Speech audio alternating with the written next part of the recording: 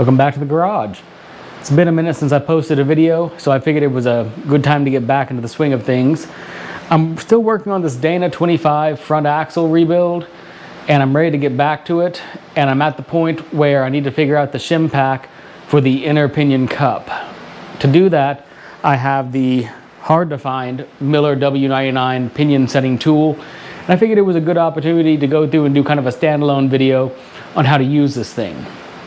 Now, the quick disclaimer here is that I'm not a professional. I'm just a guy who found the tool. I think I know what I'm doing. It kind of makes sense in my head how the thing works. But if I'm wrong, someone will show up in the comments section and tell me. That's one of the rules of the internet. If you're wrong on the internet, someone will correct you.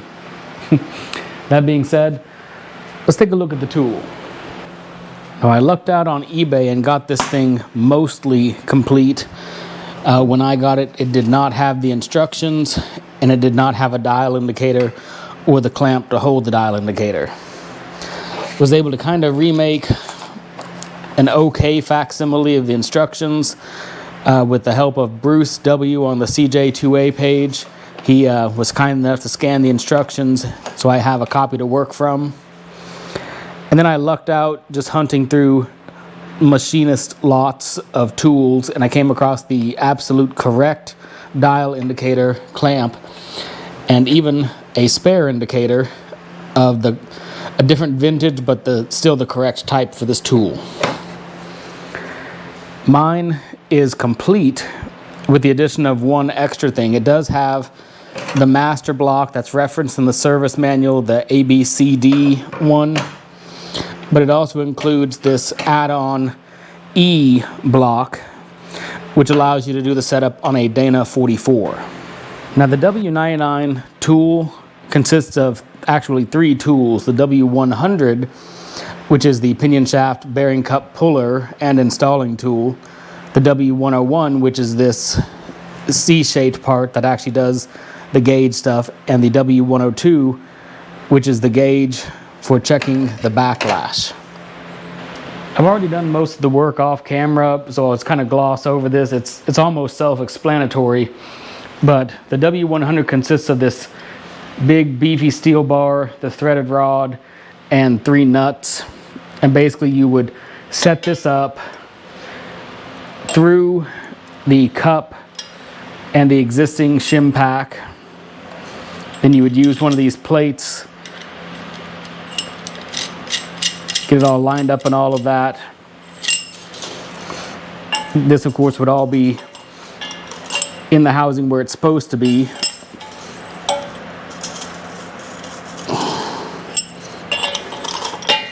But you would use a wrench on this to draw out the cup, and eventually it would just come right out. Very handy if you got it. Not the end of the world if you don't, because there are other ways. The case, of course, has these 2 little indents, so you could use a brass punch to punch out both the shim pack and the old cup, though it might end up destroying the shim pack. Someone's been in here before me, and these were kind of torn up a little bit, but I can still mic these out and see that this is 15 thousandths of shim pack in the form of 3 5/1000ths shims. And of course, the outer cup comes out the same way. You just set up the tool on the other side and draw it out that way with one of the other plates. Pretty straightforward. Figured it was not worth showing on video, because what we're really interested in is the W101 portion of the tool. Like many instructions of the era, they're kind of written implying that the person who's reading them knows what they're doing and has experience with mechanical things and vintage Jeeps in general. In my case, I'm just a guy who bought one during the pandemic and wanted a hobby that requires a whole lot of money. That being said, you can still read these, and if you have a better copy than I have that's actually readable, you can still figure things out. Now, to use this, you need to have your axle completely cleaned up, especially these inner surfaces where the races will be for the carrier bearings. And you need to have your pinion bearings or pinion races already hammered in place. Now I've got the outer one in, and the inner one, I'll get in just a minute. This is where I think it's kind of 6 one way, half a dozen the other, as my understanding goes. What came out of here was a 15,000th shim pack. I know that's not going to be correct for the different pinion, because the old one was a +9 and this one's a +3. I don't think it matters so much, because this tool will tell you what you need.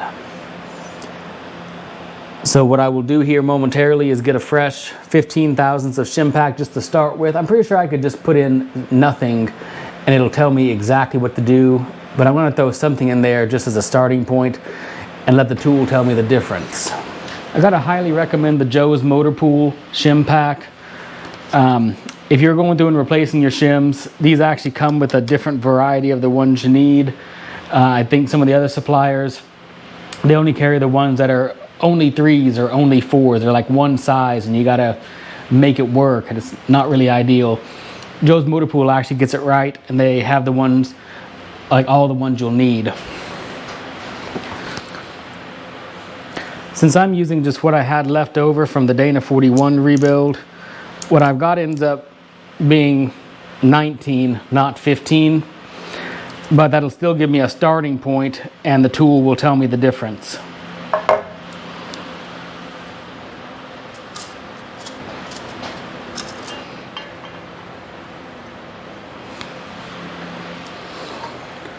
Also included in the Miller tool is this tool, the W-100-3.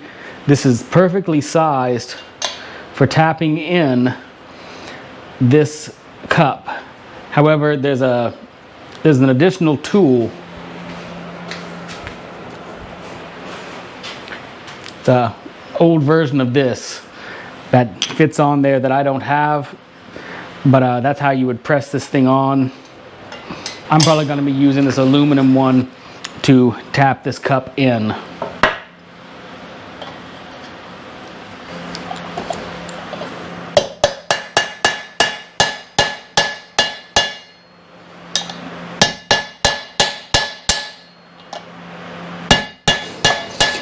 So I got the cup in sideways, pulled, pressed back in with what turned out to be an 18,000 shim pack, just initial to start with.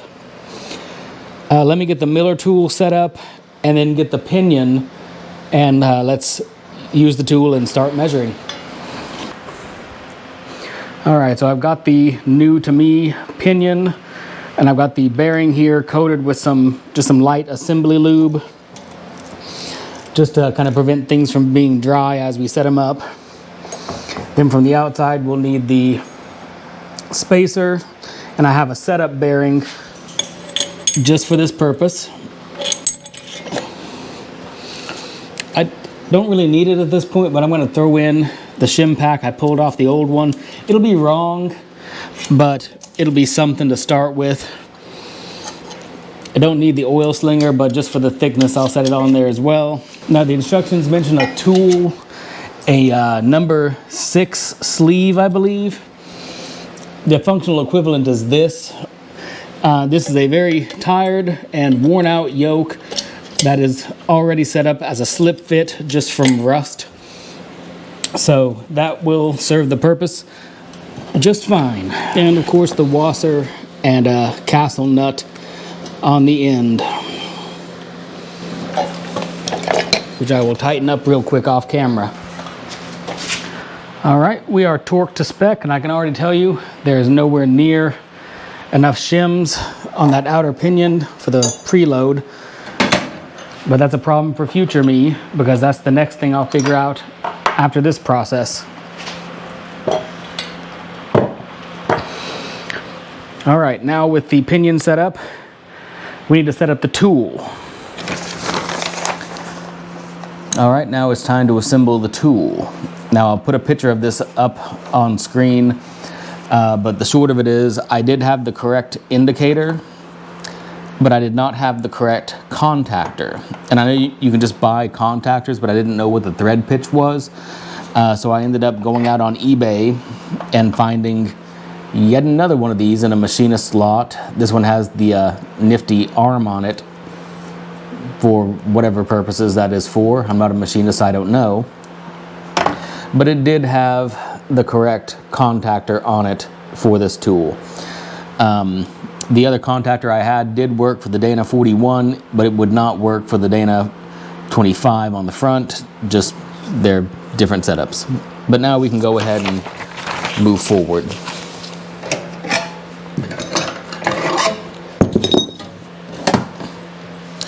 So let's go ahead and assemble the tool.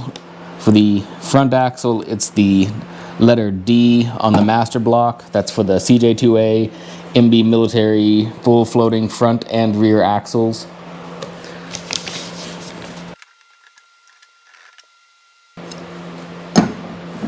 Now I'm sure this doesn't have to be perfectly square, but I'm getting it as close as I can.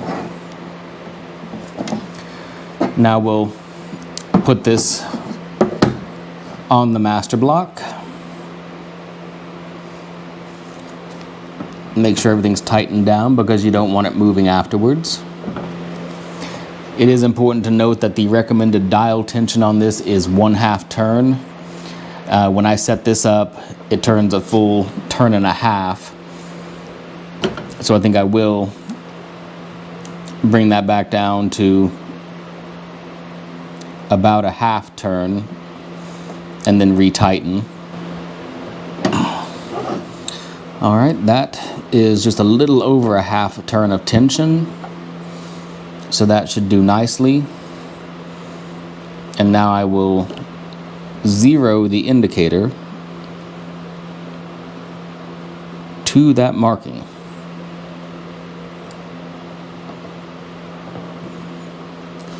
And now it's very important that everything is nice and tight and you don't bump this in any way because this is your setting.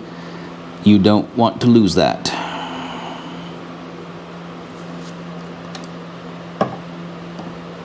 All right, let's proceed. All right, so for clarity and continuity, of course, I'm not sure how this will edit out. I did a couple of tries off camera and the numbers I was getting were unexpected, just off by a few thousandths here and there. So I went ahead and just kind of reset things.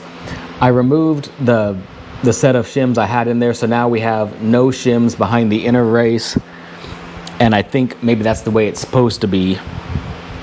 Got my indicator re-zeroed. So I also had a little bit of debris on one of the centers on the pinion, and that was likely throwing some of the measurements off. So let me get this set up real quick and we'll take the reading again.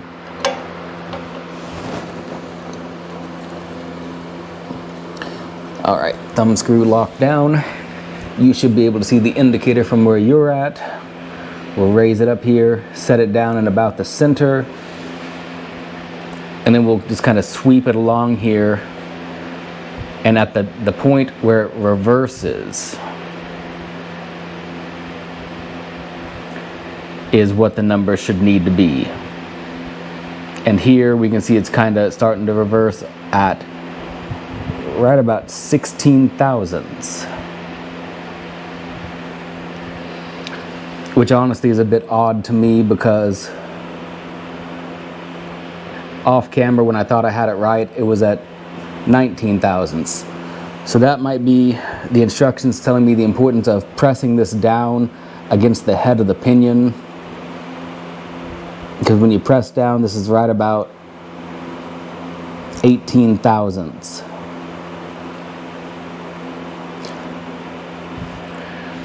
So in theory, right about 18 thousandths is where my initial shim pack needed to be for a standard pinion. This pinion is a +2 pinion. So theoretically speaking, if I'm doing all of this right, if I put a 20 thousandths shim pack in here and retest it, this indicator should show +2. And that will be correct and dialed in. So let me run through that process off camera and we'll check it again.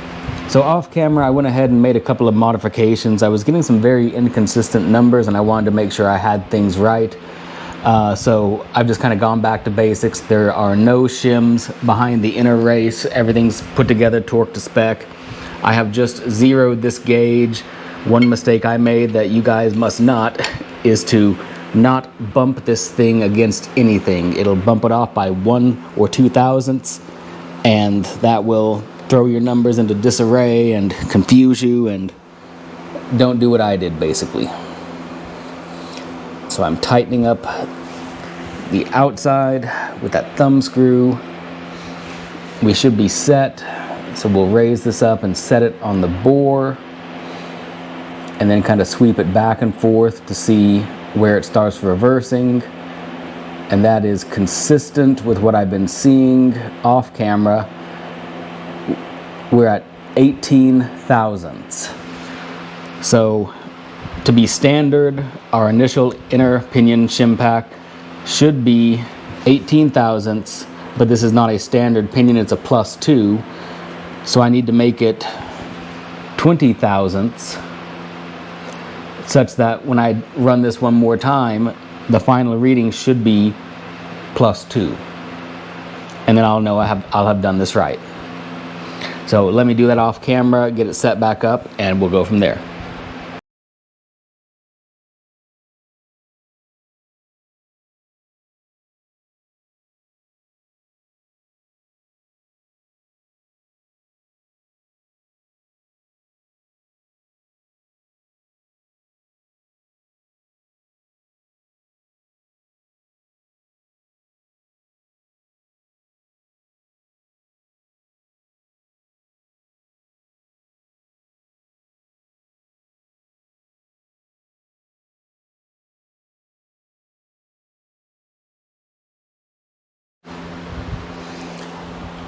All right, if I've done this right, I should be able to reassemble this real quick, and we should actually be getting somewhere. All right, with everything back in there and tightened to spec, we'll do a quick sanity check to make sure I haven't bumped this thing again. We're still, we're just barely 1,000th off. It's just that simple to mess your day up.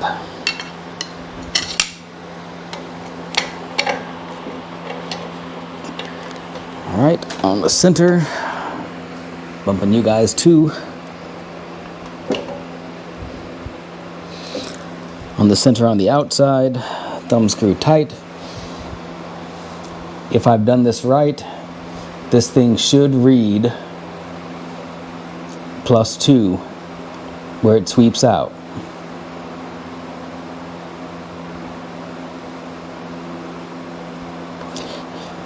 And interestingly enough, it's actually reading right about half a thou off. And I'm not quite sure where I've gone wrong, because I did a lot of testing and retesting off camera. That should have been right, but where this should be reading is right there at +2. So I'm going to take this off and back on a couple of times, just rechecking, making sure everything I'm doing here is right.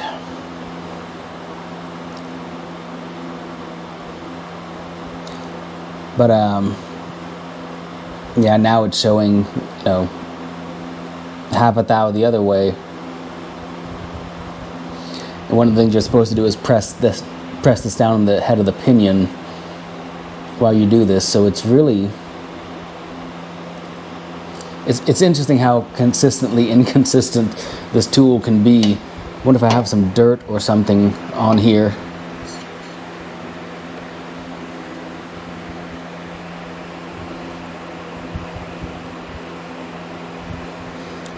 Yeah, it's back to showing 0.